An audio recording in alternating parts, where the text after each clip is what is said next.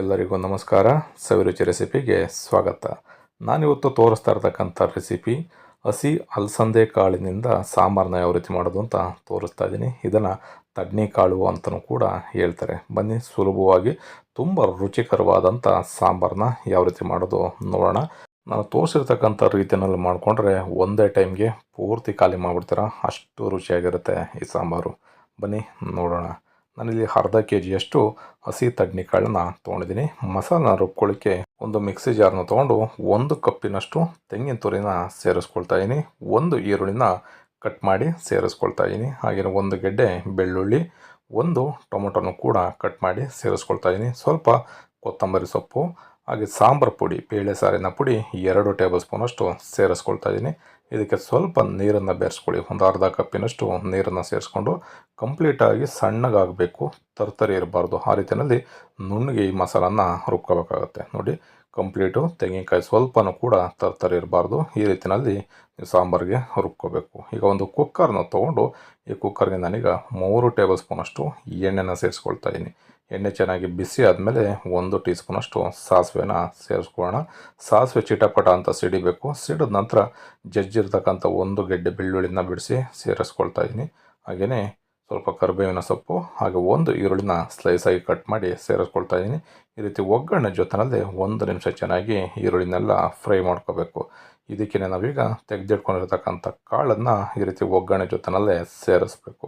ಈ ರೀತಿ ಮೊದಲೇ ಒಗ್ಗರಣೆ ಮಾಡೋದ್ರಿಂದ ಸಾಂಬಾರು ರುಚಿನೂ ಕೂಡ ತುಂಬ ಸಖತ್ತಾಗಿರುತ್ತೆ. ನೀವು ಯಾವುದೇ ಸಾಂಬಾರು ಮಾಡಿ ಒಗ್ಗರಣೆ ಜೊತೆಯಲ್ಲಿ ಮಾಡಿದಾಗ ಅದಕ್ಕೆ ಮಸಾಲೆ ಇರ್ಬೋದು, ಒಗ್ಗರಣೆ ಇರ್ಬೋದು, ಉಪ್ಪು, ಹುಳಿ, ಖಾರ ಚೆನ್ನಾಗಿ ಇಟ್ಕೊಳ್ಳುತ್ತೆ. ತುಂಬ ಜನ ಕೊನೆಯಲ್ಲಿ ಒಗ್ಗರಣೆ ಮಾಡ್ತಾರೆ, ನಿಮ್ಗೆ ಅಷ್ಟು ರುಚಿ ಬರಲ್ಲ. ಈ ರೀತಿ ಮೊದಲೇ ಮಾಡಿಕೊಂಡು ಟ್ರೈ ಮಾಡಿ ಹೇಗಿರುತ್ತೆ ಅಂತ ನೀವೇ ಹೇಳ್ತೀರಾ. ಈಗ ಇದಕ್ಕೆ ನಾನು 1 ಆಲೂಗಡ್ಡೆನ ಕಟ್ ಮಾಡಿ ಸೇರಿಸ್ಕೊಳ್ತಾ ಇದ್ದೀನಿ. ಹಾಗೆ 2 ಟೊಮೊಟೊನ ಕಟ್ ಮಾಡಿ ಸೇರಿಸ್ಕೊಳ್ತಾ ಇದ್ದೀನಿ. ಈ ರೀತಿ ಒಗ್ಗರಣೆ ಜೊತೆಯಲ್ಲಿ ಒಂದು ಅರ್ಧದಿಂದ 1 ನಿಮಿಷ ಈ ರೀತಿ ಚೆನ್ನಾಗಿ ಮಿಕ್ಸ್ ಮಾಡ್ಕೋಬೇಕು. ಅದಾದಮೇಲೆ ನಾವು ರುಬ್ಬಿಟ್ಕೊಂಡಿರ್ತಕ್ಕಂಥ ಮಸಾಲಾನ ನಾನು 1 ಸೌಟಿನಷ್ಟು ಹಾಕ್ಕೊಳ್ತಾ ಇದ್ದೀನಿ. ಈ ರೀತಿ ಸ್ವಲ್ಪನ ಹಾಕ್ಕೊಂಡು ಇದನ್ನು ಈ ರೀತಿ ಒಗ್ಗರಣೆ ಜೊತೆಯಲ್ಲಿ ಒಂದು 2 ರಿಂದ 3 ನಿಮಿಷ ಒಂದು ಲೆಡ್ಡನ್ನು ಕ್ಲೋಸ್ ಮಾಡಿ ಚೆನ್ನಾಗಿ ಬೇಯಿಸ್ಕೋಬೇಕು. ಆವಾಗ ನಿಮಗೆ ಖಾರ ಎಲ್ಲ ತರಕಾರಿ ಜೊತೆಗೆ ಮತ್ತು ಕಾಳಿನ ಜೊತೆಗೆ ಚೆನ್ನಾಗಿ ಬೆರೆಯುತ್ತೆ. ರುಚಿನೂ ಕೂಡ ತುಂಬ ಸಖತ್ತಾಗಿರುತ್ತೆ. ಈ ವಿಧಾನದಲ್ಲಿ ನೀವು ಒಂದ್ಸಲ ಟ್ರೈ ಮಾಡಿ, ಆಗ ನಿಮಗೇ ಸಾಂಬಾರು ಎಷ್ಟು ರುಚಿ ಇರುತ್ತೆ ಅಂತ ಗೊತ್ತಾಗುತ್ತೆ.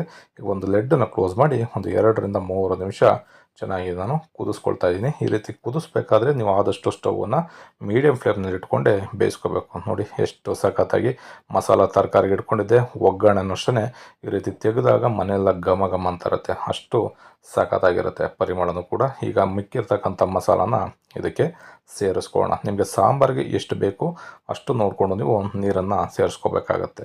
ನಿಮಗೆ ಗಟ್ಟಿ ಬೇಕು ಅನ್ನೋದಾದರೆ ನೀರನ್ನು ಸ್ವಲ್ಪ ಕಡಿಮೆ ಹಾಕ್ಕೊಳ್ಳಿ. ನಿಮಗೆ ತೆಳ್ಳಗಿರಬೇಕು ಅನ್ನೋದಾದರೆ ಸ್ವಲ್ಪ ನೀರನ್ನು ಜಾಸ್ತಿ ಸೇರಿಸ್ಕೊಳ್ಳಿ. ಈಗ ರುಚಿಗೆ ತಕ್ಕಷ್ಟು ಉಪ್ಪನ್ನು ಸೇರಿಸ್ಕೊಂಡಿದ್ದೀನಿ. ಈ ರೀತಿ ಉಪ್ಪನ್ನು ಸೇರಿಸ್ಕೊಂಡು ಚೆನ್ನಾಗಿ ಮಿಕ್ಸ್ ಮಾಡಿಕೊಂಡು ಒಂದು 2 ರಿಂದ 3 ನಿಮಿಷ ಒಂದು ಕುದಿ ಚೆನ್ನಾಗಿ ಬೇಯಿಸ್ಕೋಬೇಕು. ಈ ರೀತಿ ಬೇಯಿಸಿ ಆದಮೇಲೆ ನಿಮಗೆ ಬೇಕು ಅಂತ ಅಂದರೆ ಬದನೆಕಾಯಿನೂ ಕೂಡ ಸೇರಿಸ್ಕೋಬೋದು. ನಾನು ಒಂದೇ ಒಂದು ಬದನೆಕಾಯಿನ ಕಟ್ ಮಾಡಿ ಸೇರಿಸ್ಕೊಳ್ತಾ ಇದ್ದೀನಿ. ಅದು ಆಪ್ಷನಲ್, ನೀವು ಬೇಕಿದ್ದರೆ ಸೇರಿಸಿ, ಬೇಡ ಅಂದರೆ ನೀವು ಸ್ಕಿಪ್ ಮಾಡ್ಬೋದು. ನೋಡಿ, ಈಗ ಈ ರೀತಿ ಚೆನ್ನಾಗಿ ಕುದಿ ಬರಬೇಕು. ಅದಾದಮೇಲೆ ನಾವು ಬದನೆಕಾಯಿನ ಸೇರಿಸ್ಬೇಕಾಗತ್ತೆ. ಬದನೆಕಾಯಿನ ಮೊದಲೇ ಸೇರಿಸ್ಬಿಟ್ರೆ ನಿಮಗೆ ಬೆಂದೋಗ್ಬಿಡುತ್ತೆ. ಹಾಗಾಗಿ ಕೊನೆಯಲ್ಲಿ ಈ ರೀತಿ ಸೇರಿಸ್ಕೊಂಡು ಬದನೆಕಾಯಿನ ಒಂದು 4 ರಿಂದ 5 ನಿಮಿಷಗಳ ಕಾಲ ನೀವು ಚೆನ್ನಾಗಿ ಸಾಂಬಾರನ್ನ ಬೇಯಿಸ್ಕೊಂಡ್ರೆ ಸಾಂಬಾರು ರೆಡಿ ಆಗುತ್ತೆ.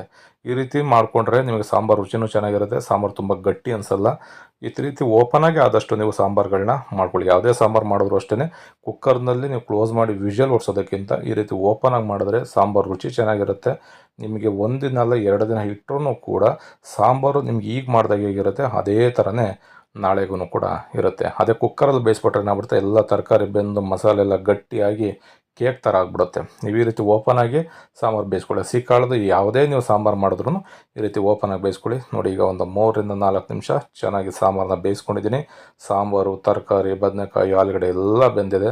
ಇವಾಗ ಒಂದು ಕುಕ್ಕರ್ ಲಿಡ್ಡನ್ನು ಕ್ಲೋಸ್ ಮಾಡಿ ಒಂದು 5 ನಿಮಿಷ ಕಂಪ್ಲೀಟ್ ಬಿಟ್ಬಿಡಿ. ಆವಾಗ ನೋಡಿ ಸಾಂಬಾರು ರುಚಿ ಎಷ್ಟು ಸಖತ್ತಾಗಿರುತ್ತೆ ಅಂತ.